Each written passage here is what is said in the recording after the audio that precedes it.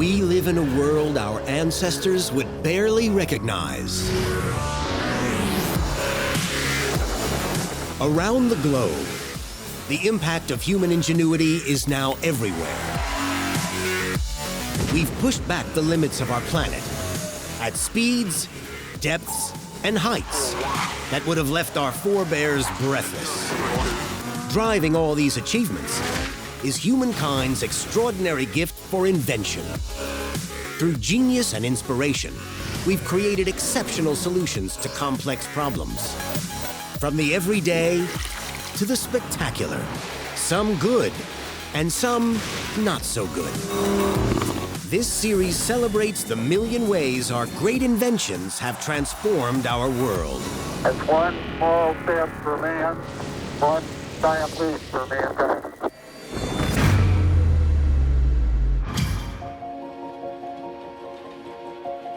For thousands of years, people lived as hunters and gatherers, up until what is probably the greatest invention in the history of humankind. It's safe to say that no other invention has shaped our civilization in such a profound way.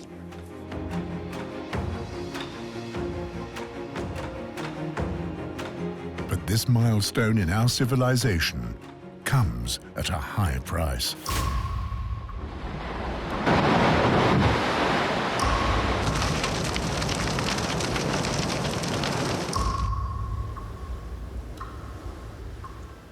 At the same time, the population is growing at a very fast pace. The demand for food is incredibly high, so this is a real challenge. We've got to find a way to keep feeding everybody well, but in a more sustainable way for the long term. A new global movement is giving us reason for hope. New technologies are expected to bring higher crop yields while going easy on the environment. But how do we get from here to this cockpit? What does a coconut have to do with cough syrup? And can new technology really save our planet and sustain humankind?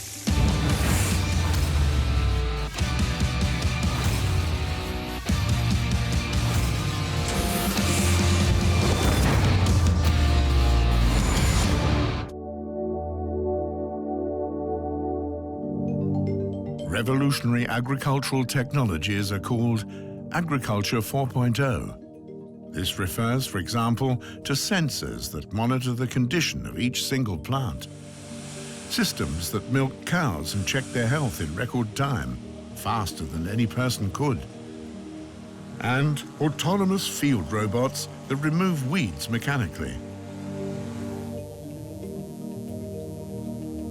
And there's this thing now called Agriculture 4.0, which is the idea of sort of using, it's almost like putting farming on the internet and digitizing information as much as possible to make the whole process more efficient in a hope of sort of finding a way so that we can feed the world, but not completely wreck the planet in the process.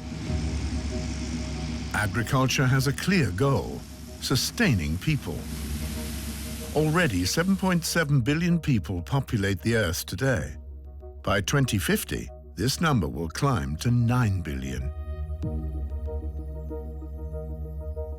It means that even bigger quantities of food are required because of growing populations, and that's a real challenge for farmers. That the demand for food is growing this quickly is a rather new phenomenon.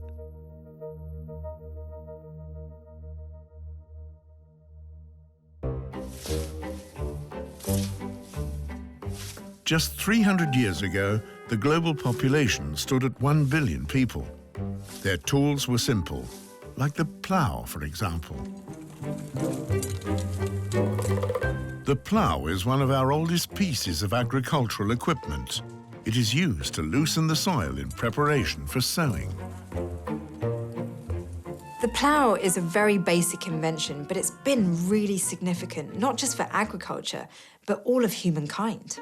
About as early as 6000 BC, Egyptian farmers used ploughs to work their fields.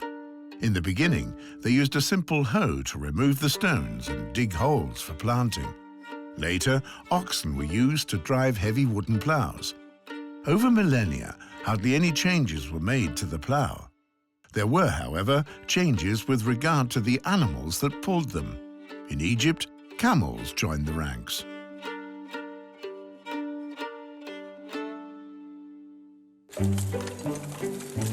In 18th century Europe, along with oxen, horses also pulled the heavy wooden ploughs. This film footage from 1935 gives an idea of how strenuous this work was. After ploughing, the field is harrowed to make the soil more crumbly for sowing. But this method leaves seeds behind on the surface.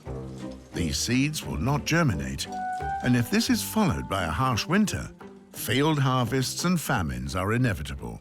If you go back to the 18th century, it's lots of small farms producing things. And actually, a loss of yield in crops is going to have a dramatic effect on them.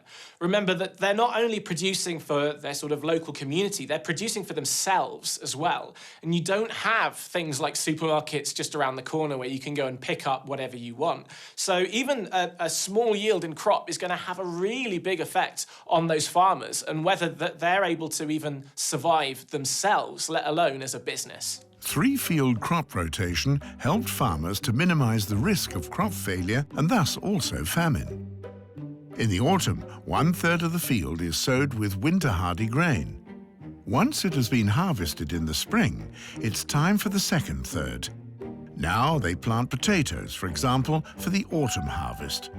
The last third is left to lie fallow to regenerate soil fertility. This method established itself over the centuries. By using the three-field system, farmers could historically produce 2 harvests a year, so they could keep their family and community fed year-round. In the 18th century, no farmer could dispense with this standard agricultural hand tool, a scythe. In Great Britain, it consists of 3 layers of steel, a hard center layer and 2 outer layers of softer steel. A scythe is indispensable for harvesting, but it's certainly not suitable for all terrains.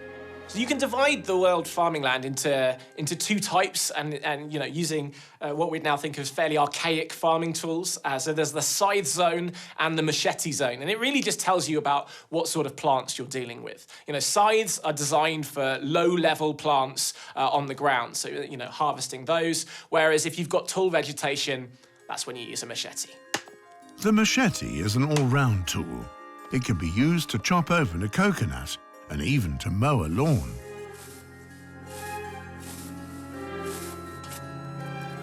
In Nag Hammadi, Egypt, farmers still use a machete-like tool to harvest sugarcane today. Harvest hands need to be able to use it quickly and safely, since they don't have a lot of time. After sunrise, the sweet juice flows from the stem back into the roots. Once the harvest is complete, juice is extracted from the sugarcane. It's not only delicious, but healthy too. Among other things, it can be processed into cough syrup. For farming, one doesn't just need tools.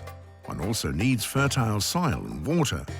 In the Nag Hammadi region, both are provided by one of the world's longest rivers, the Nile. For millions of years, it has been replenishing the soils of the Nile Delta with vital nutrients. About some 5,000 years ago, Egyptian farmers had already developed a sophisticated irrigation system for their fields. To this day, pumps direct the nutrient-rich Nile water into a wide network of channels. So the Nile Delta was historically this famously fertile patch of land that fed the whole area very well. But it's running out of the water that it historically had. And then on top of that, the soil is becoming more salty. So it's a sort of twofold problem farmers are facing. While the plants are still thriving at this point, growing salinity will eventually render the soil infertile. Currently, farmers are remedying this with more fertilizer. Over the long run, however, this causes further damage to the soil. This problem isn't limited to Egypt. It's a global phenomenon.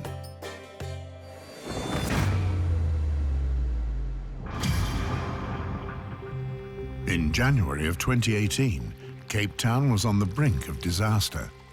The countdown to day zero, the day on which no more water would flow through the water mains, was 3 months. Strict water conserving measures were able to defer water shutoff. But for how long? Heat waves are one of the main reasons for the falling water level. In 2019, month for month, new record temperatures are being set. Paris reached a new record high when temperatures soared to 42.6 degrees Celsius. In New Delhi, temperatures even rose to 48 degrees Celsius. Across the globe, extreme heat destroys 18 to 42% of crops, depending on how robust the type of plant is. Farmers are certainly seeing various environmental challenges becoming worse and worse, such as sort of soil degradation, sinking groundwater levels, and of course sort of more unpredictable weather fluctuations because of climate change. Another problem for farmers is the lack of farmland. This is also the case in Brazil. In 2019, more fires broke out in the Amazon rainforest than ever before. Climate activists believe that illegal clearing fires were started to make room for larger fields and cow pastures. They speculate that the government of Brazil and farmers are behind these activities.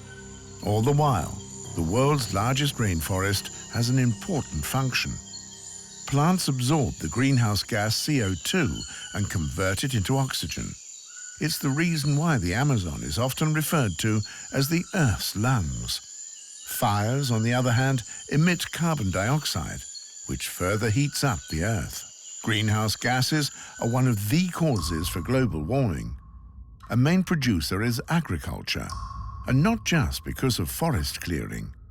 In 2019, agriculture ranked way up there with another main culprit, the transport sector. If we continue to produce greenhouse gases at the current rate, the Earth will warm up by approximately 4.5 degrees Celsius by 2100. Current forecasts are based on data from the Intergovernmental Panel on Climate Change. And that doesn't sound like a lot, but let me tell you that it is, because that is averaged over the entire planet and over all of the seasons. 4.5 degrees C is just the average, and what you're actually going to see is much more extreme weather events, extreme heat, extreme things like tornadoes and hurricanes, and also potentially large parts of our planet becoming inhospitable to humans and any other life. But it's not too late yet. We're on the verge of an agricultural revolution. Agriculture 4.0 will fight two of the biggest problems of our times, the climate crisis and the growing demand for food. But how will it work? Precision farming is this idea of harnessing data, using lots of sensors of your specific fields, your crops, but also the environment around you, like weather data and things like that. Harnessing that to actually try and maximize your yield. It's really exciting, actually.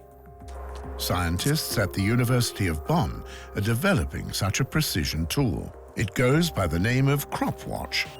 The objective is to use as little water, fertilizer and pesticides as possible while keeping the harvest stable despite the unpredictable climate. We have hot spells that damage our plants, especially in certain stages of their development. We're dealing with a scenario in which we increasingly see insane amounts of rain that the ground can't properly absorb. And we also have storms and hail events that can destroy entire crops. CropWatch can help identify specific stress situations for plants. Scientists want to get to the bottom of potential problem areas. To this end, they survey the ground and plants with the help of sensors. Sensors collect data. So on your smartphone, your fingerprint pad knows that it's you. It can track the way you use your phone and sense what kind of person you are in terms of your activities and your preferences.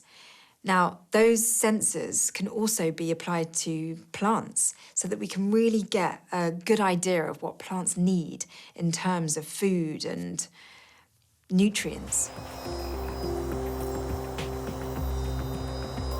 The drone is equipped with a camera just like this elevated tractor. Cameras take photos of each single plant that grows in the field.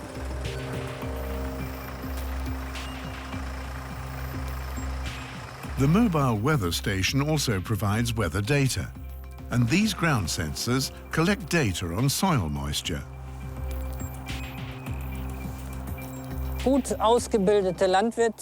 An experienced farmer can walk into their field to determine whether there are pests. This is how it's always been done. The second thing is that we can also determine what type of weed he's dealing with and the extent of the infestation. Problems arise when the farms get too big, when there's too much acreage to keep an overview. And peering into the soil is not possible either. In other words, the farmer won't know how much water is left for his plants. For that, he would need sensors. Not all farmers would want to use this technology on their own. A realistic solution would be some kind of service package. Farms could hire a small team along with the equipment that harvests the data. Farmers are not computer programmers, they're farmers. So I definitely see that sort of model of these businesses that provide this service is certainly the way forward. The new technology could recognize problems at an early stage, long before a professional farmer would see that something is amiss. Agriculture 4.0 is likely to replace humans in terms of farming in the future, but this was the same thing that happened in the 19th century in the UK with the onset of the Industrial Revolution. The revolution of machines, a distinguishing feature of agriculture. At the beginning of the 19th century, the plough is still an ingenious farming implement. Within the past 100 years, the basic wooden plough evolved into a turning plough made of metal. The new plough had the big advantage of not only breaking up the soil, but also turning it. This kills the weeds. So although ploughing using a mould-bore plough was faster, it was still relatively slow and clunky because it ultimately relied on humans and animals and their muscle power. Trevithick, a British engineer, is convinced that there's a better solution. 10 years earlier, he had already invented the first steam locomotive that actually worked. And it is Trevithick, once again, who is the first to deploy a steam engine for farming. He uses it to fire a wheat thresher. At first, no one really cared about the steam engine, and human labour was much cheaper. But then as time went on, it became harder and harder to find farmers and labourers. In the outgoing 18th century, the Industrial Revolution attracts people into the cities, where they hope to find better paid jobs, greater prosperity, and educational opportunities for their children. In Europe and in the US, there are more and more shuttered farms. Farming is a dying profession. At the same time, the rural exodus is fueling the Industrial Revolution. The growing factories are dependent on those who used to work as farm labourers. They need more and more manpower for rising production. For the farmers that were then left over, they now had extra important work to do because they had to feed all these people in the cities as well as themselves. And so they started to harness all these new technologies, such as the steam engine, to sort of increase the output from their farms. It wasn't until now that steam engines took on greater significance for farming as well. Their owners set up rental services. Horses pull the heavy engines from one farm holding to the next, where they run from early morning to late at night. Since leasing fees are steep, farmers try to make the most of this investment. I mean, these machines were integral to farmers' businesses. So the owners of these machines were treated kind of like royalty, and they were often given, you know, the best food, or livestock was slaughtered for them whenever they came around.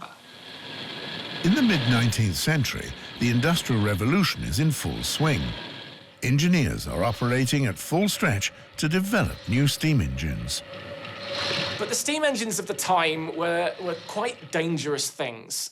You know, you're regularly getting sparks coming off of them, and that's not great because they would set fire to the crops. They were also prone to explosions, and that's obviously not only going to ruin the crops, it's going to ruin the farmers as well. You know, there were a lot of deaths, and these explosions were almost a daily occurrence. Exploding steam engines are an omnipresent danger, in cities as well as in the country. John Froelich, an American engineer, is also familiar with the danger of flying sparks from steam engines. In the autumn of every year, he travels to South Dakota with friends to help with the harvest. In the prairie, the danger of fires is particularly high, but also handling these monstrosities is arduous. Froelich was frustrated with having to maneuver heavy steam engines. He wanted to design something that could go backward and forward and was powered by a gasoline engine. And so he came up with the tractor.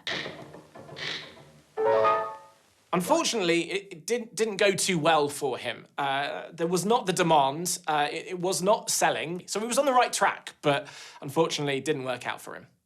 But Froelich didn't give up. In the following 26 years, he continued to build new agile tractors with safer petrol engines. World War I shocked people around the globe. Only now does the demand for reliable agrarian machines like John Froelich's tractor grow. Farmers and agricultural workers are drafted into the war. The workforce is stretched thin.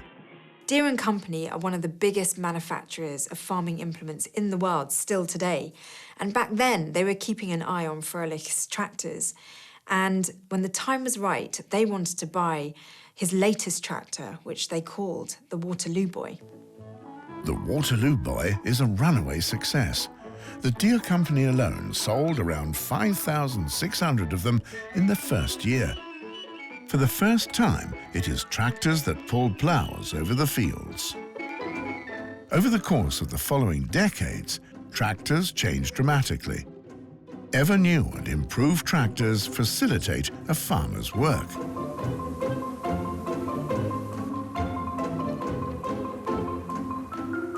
It's a true all-rounder, regardless of the weather. The tractor began its triumphal march.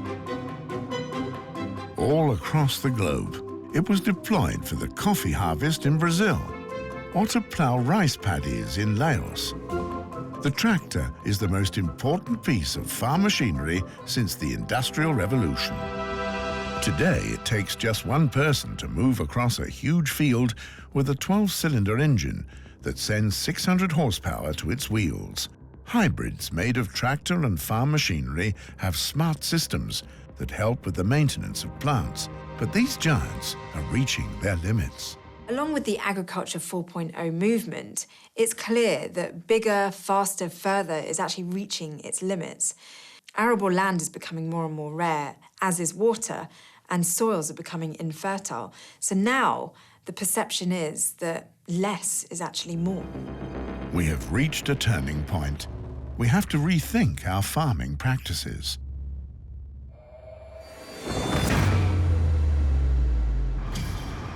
Not only is the size of the machines under consideration, the use of water and chemicals is also undergoing a paradigm shift.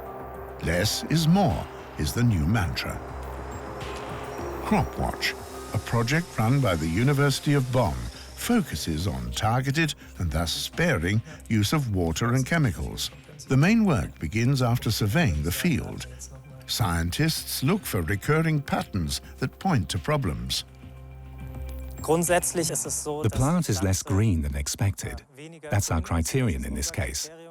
It forms chlorotic spots, as well as necrotic tissue, which makes it look yellowish or even brown, and the tissue later dies.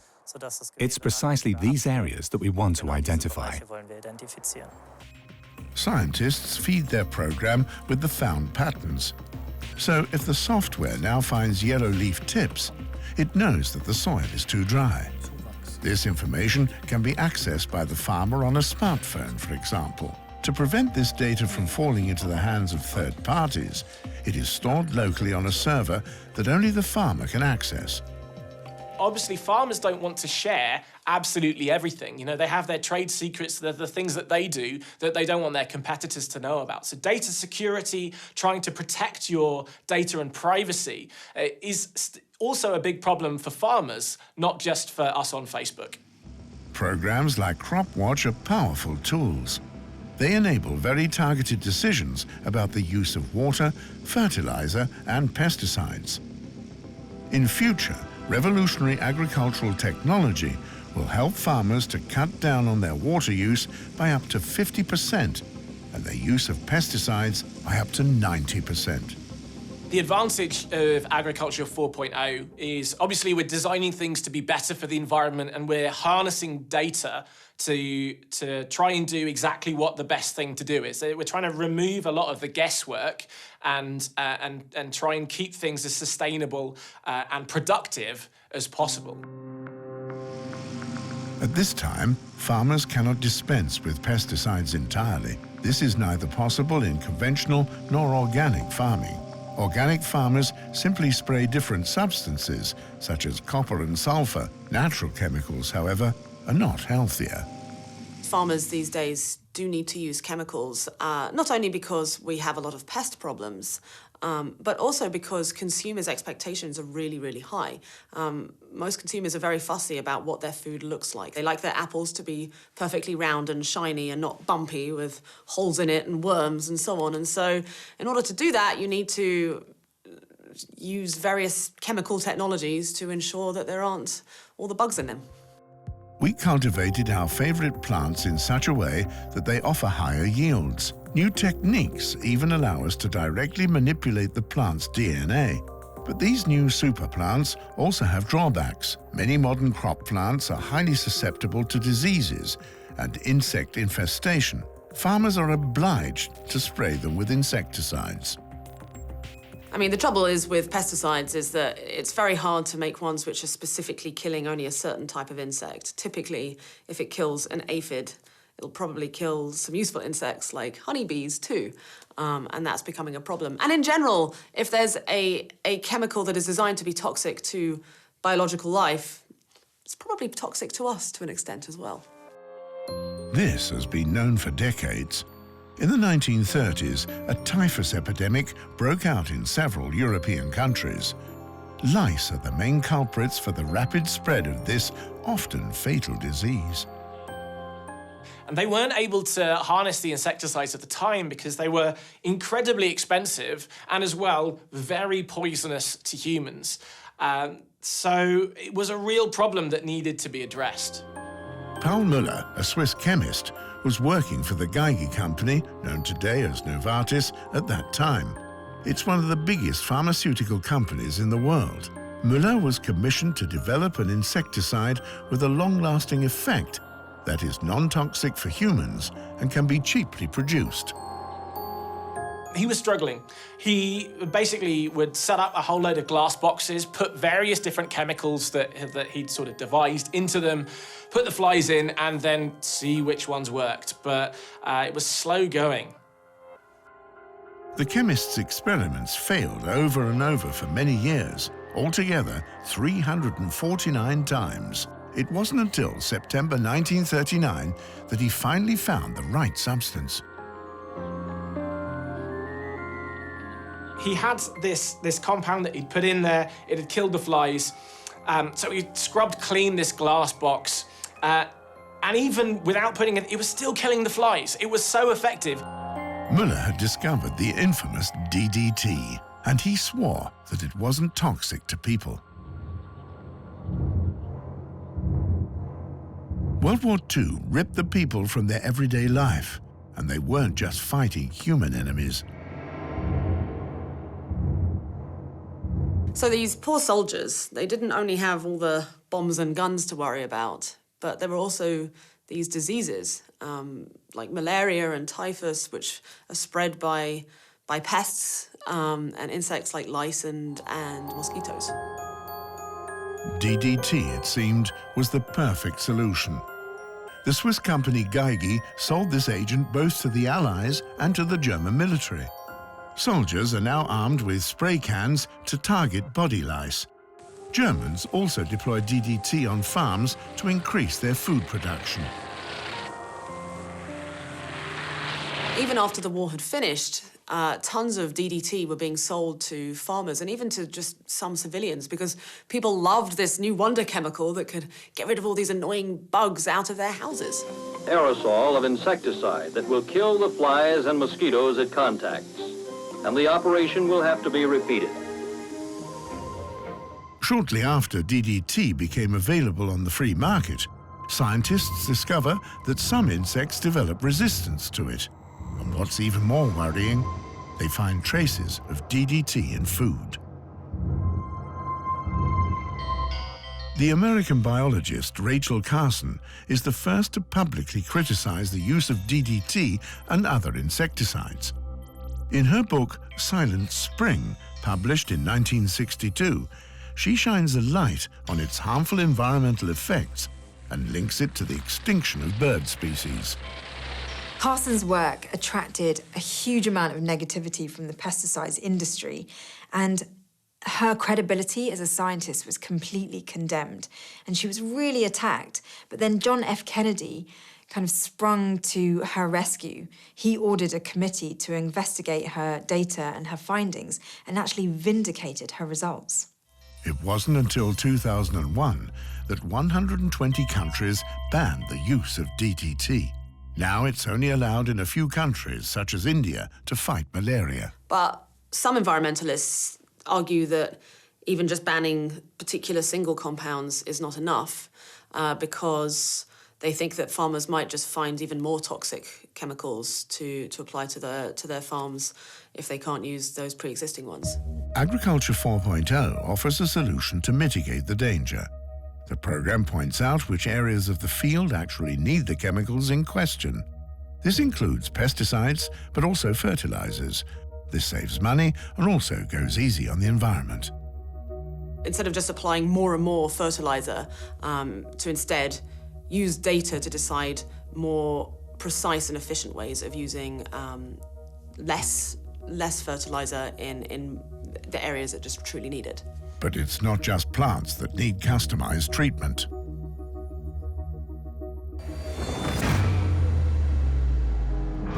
Livestock plays an important role in the history of agriculture, but animal husbandry has always been problematic.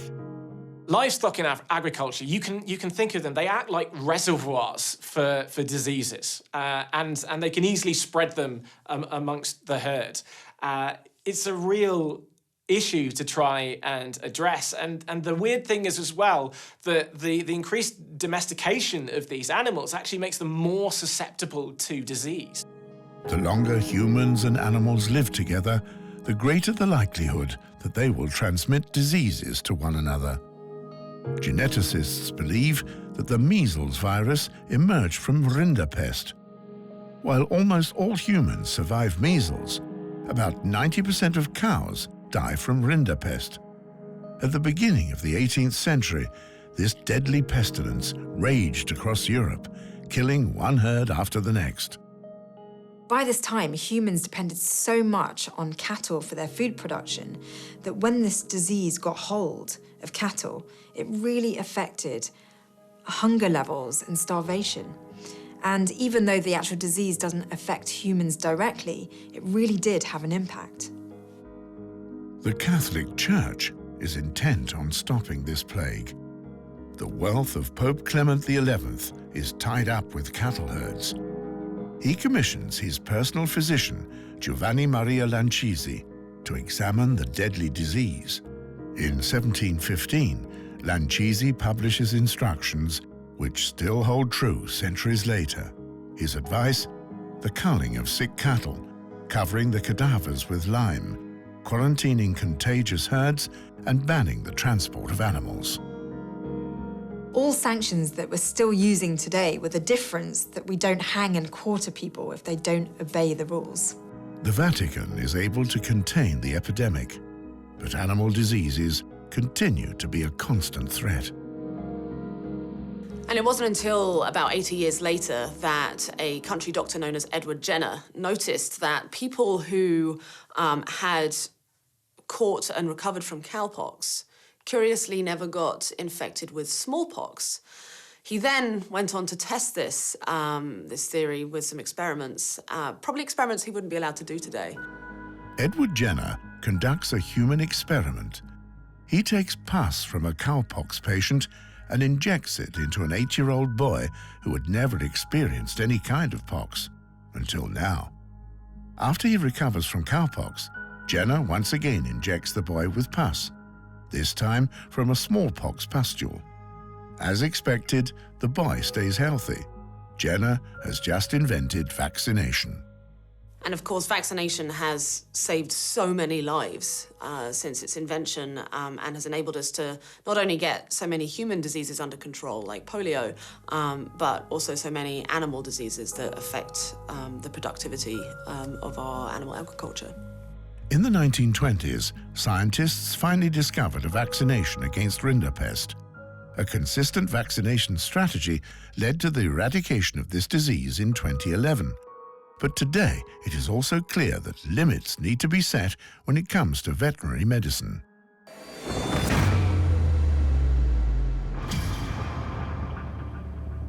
Antibiotics are used to plump up pigs and cattle and to make dairy cows more productive.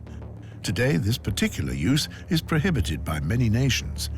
Yet a World Organization of Animal Health study published in 2019 shows that almost 1/3 of the 155 participating nations still use antibiotics as a growth booster. It appears that the routine use of antibiotics can cause antibiotic resistance. In fact, we no longer have effective drugs against some bacteria.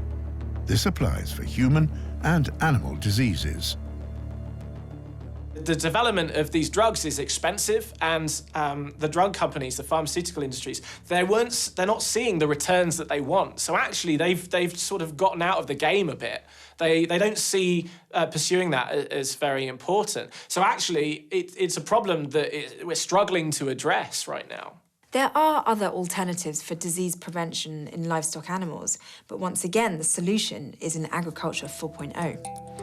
One of the first cowsheds to step into the digital age belongs to the dairy farmer Joachim Klintvoort. He is banking on technology rather than drugs to improve the health of his cows and enable them to produce more milk. A glut of milk and dumping prices makes this critical for survival. We're always faced with the question of when this crippling dairy crisis will finally come to an end. How long can we stick it out for? We've been farmers for several generations. Our farms have been passed down from father to son, and that's what I want to do as well. Giving up is not an option. Agriculture 4.0 is meant to secure the future of this farm. A fully automated cowshed offers a lot of room, light and fresh air. Factors that relax the cows and reduce the incidence of stress-related injuries. An automated feeding belt saves space and does the work of people. Just like the fully automated grid system that herds the cows to the rather unusual milking parlour. A modern rotary milking parlour is basically a robot that milks cows, and it would probably be the slowest carousel at the fairground, but it does resemble a merry-go-round. The first milk carousel from 1930 was known as the Rotolactor. It can already milk 50 cows in 12.5 minutes. At the time, milkers still needed to attach the pumps by hand.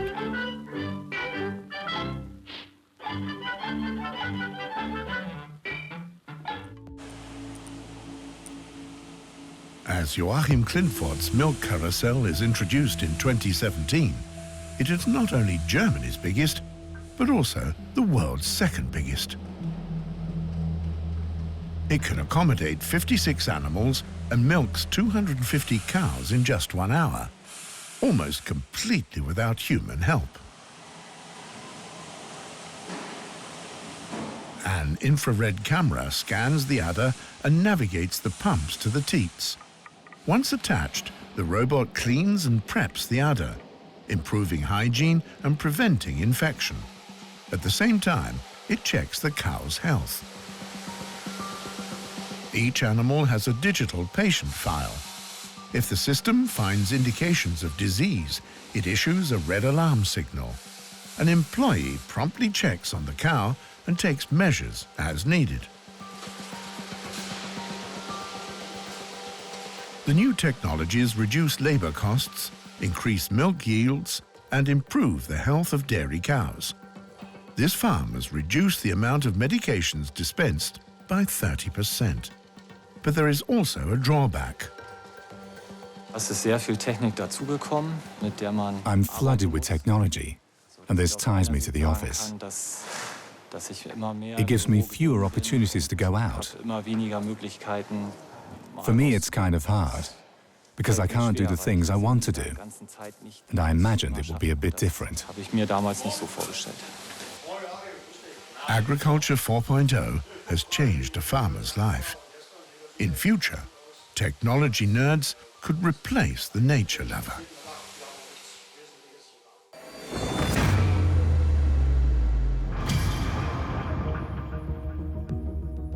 Organic farming offers another way to decrease the use of drugs in livestock farming.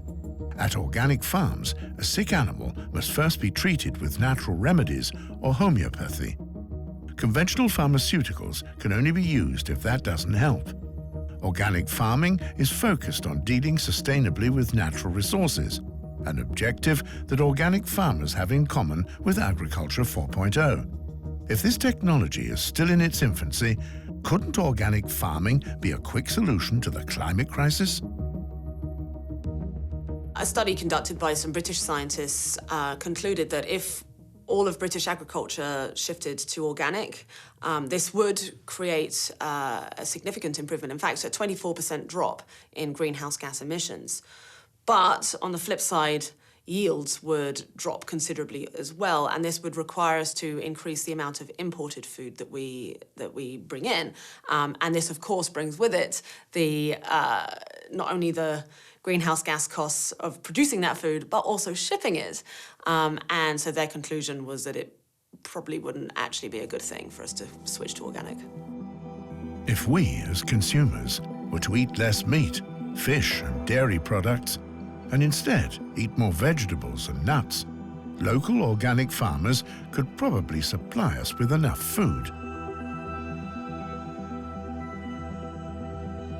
The reality is that we're not going to change everyone. We've got used to this way of living. And I think the way forward, rather than trying to be very draconian and make everyone go vegan, non-vegans have had enough of vegans talking about being vegan, is coming up with these alternatives. So lab-grown meats, for instance, and meat alternatives made from vegetable products that are almost indistinguishable. That is really, I think, the way forward, and that's how we'll make real progress, rather than trying to cut people out from eating it altogether. Agriculture 4.0 is stepping up to solve all these apparently conflicting demands. One such ambitious project, run by the University of Bonn, is called PhenoRob. The little robot is taking up the fight against the climate crisis and the growing demand for food. Cyril Stachnis is working on this prototype of a robot that not only gauges the kind of customized treatment a plant needs, but also takes on-the-spot action. The first thing the scientist wants to teach the computer is how to deal with weeds. For this, he needs to convey to the robot the difference between useful and bad plants. And this is much more difficult than one might think. If you look at state-of-the-art systems on the internet that recognize images and also recognize what's on a picture that's been uploaded from Google, it's because these systems have previously seen and learned from millions or billions of images. When we're on a field, the number of images we have is much smaller. In our case, we have to learn from just a few hundred or a few thousand pictures, making things more difficult. Within milliseconds, the robot must decide if the plant is desired or unwanted. There's no time for hesitation. the entire field has to be worked.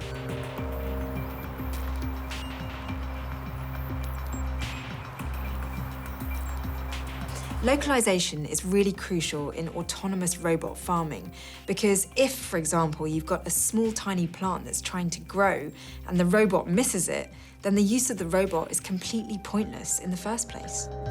Another team is working on getting the robot to recognize where it's located. For this, a drone surveys the field and sends a kind of map to the robot. With this map, it can navigate to an accuracy of 2 centimeters. Currently, no other machine is capable of greater accuracy. Now that the robot knows where to look for weeds, the work can begin. As it moves across the field, it recognizes the surface. Whenever it discovers weeds, it activates a precision laser and zaps them to dust. This makes pesticides superfluous. For me, as someone who works at the university, it's hard to say when this product will be market ready. There are some legal questions to answer. Who is at fault if an accident involving an autonomous system occurs? But this was probably already answered through the car industry. If we can drive on our streets, we can also drive over fields. So we stand to benefit from other developments when deploying autonomous systems on our fields. Smart robots like PhenoRob could revolutionize farming and guide it into a new era whose creed is less and smaller is more. Currently, it is still large agricultural machinery and gigantic monocultures that dominate farming. But these machines weigh tons and cannot be used everywhere. Light, agile robots can solve this problem. The landscape will probably look different once they are deployed. Small agrarian robots can cultivate and harvest not only in large, level fields, but also in difficult terrain and small fields, in fields with hedges and wildflower verges where bees and other beneficial insects live. Agriculture 4.0 has the potential to help bridge the gap between conventional and organic agriculture. That basically kind of destroys the difference between organic and traditional farming, right? Because you're not relying on chemicals to do that weed killing. You've just got a little robot going out there and doing it itself. I think that that's certainly a way forward.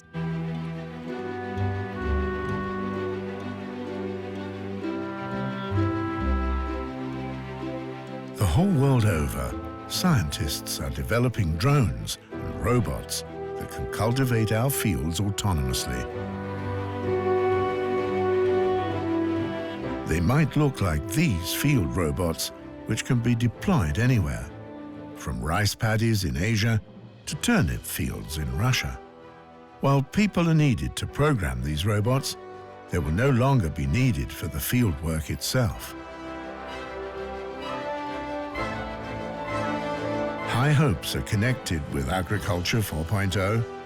Scientists are convinced that the new technology will be helpful in fighting climate change and preventing future food shortages.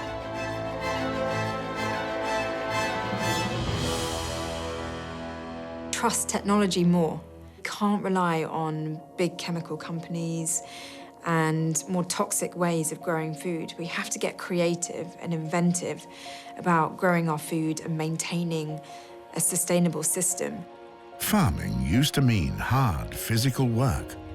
Dangerous work too, when, for example, steam engines exploded. Machines displaced people. Already today, programs are improving the health of cows. In the near future, smart robots will help us to save our planet and, at the same time, sustain humankind. I think we're going to be using robots more in the future, and as long as we monitor and we try and understand better the algorithms behind and making sure that there are no unforeseen consequences to those, I think that's totally the way of the future and will certainly feed to us to make agriculture more sustainable and better for the environment.